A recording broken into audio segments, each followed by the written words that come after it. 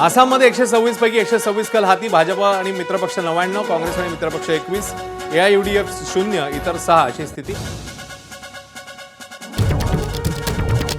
केरळमध्ये 140 पैकी 140 कल हाती आलेले आहेत. काँग्रेस मित्रपक्ष 101 जागी आघाडीवर, माकापा मित्रपक्ष 37, भाजपा मित्रपक्ष 2, इतर 0. पश्चिम बंगालमध्ये भाजपा 192 जागी आघाडीवर, तृणमूल 95, काँग्रेस 1, इतर 5, एकूण जागा 293 आणि कल हाती आले आहेत 293.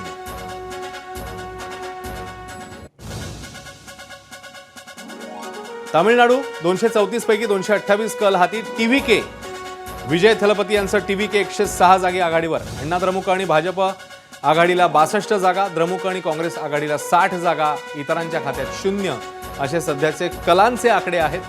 234 पैकी 228 कल हाती आले.